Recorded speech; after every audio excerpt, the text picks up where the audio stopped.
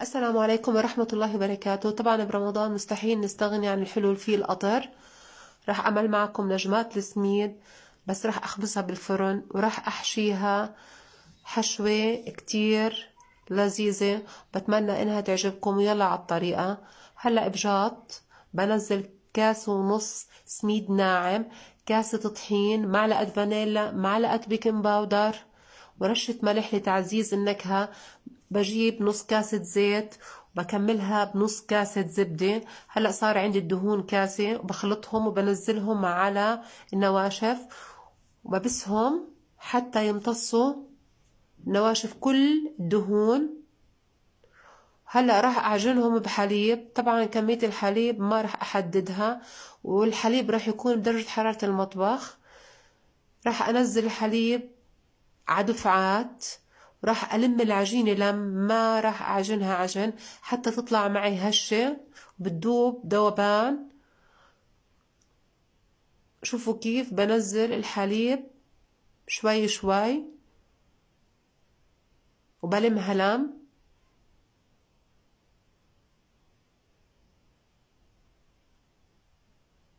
هلأ صارت العجينة جاهزة، شوفوا كيف.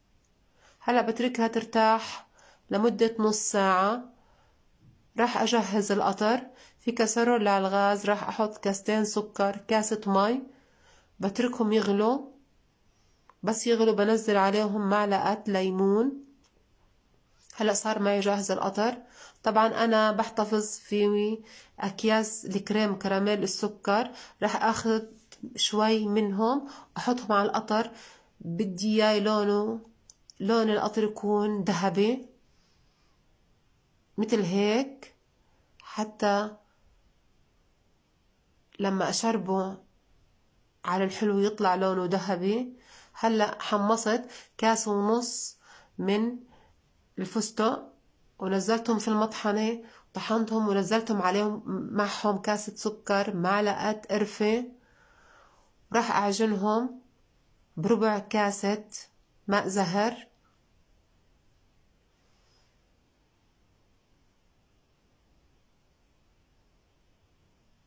ونزلت معلقتين حليب سائل.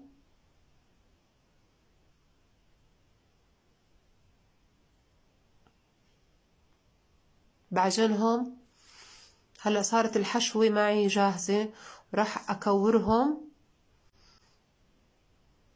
أجهزهم مثل هيك قبل ما أبدأ أفرد العجينة عشان أسهل الشغل. هلا بديت أفرد العجينة بعد ما ارتاحت نص ساعة. شوفوا كيف العجينة قطعتها دوائر.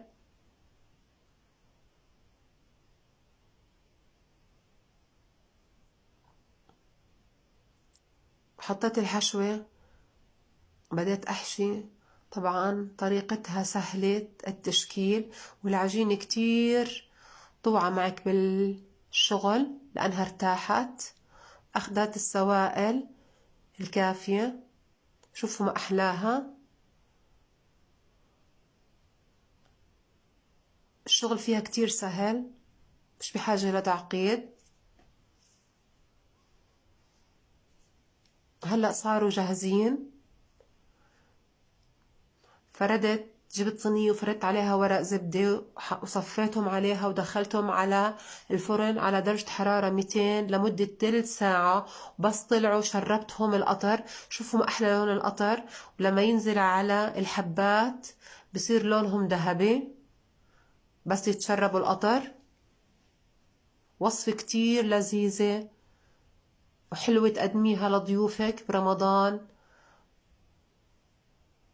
بتمنى إن الوصفة كتير تعجبكم وتجربوها.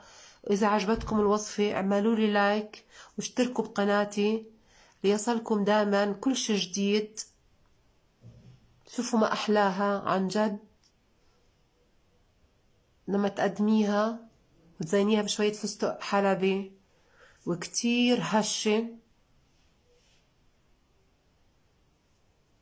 شوفوا كيف كتير هشة وحشوتها كتير لذيذة. شكرا للمتابعة.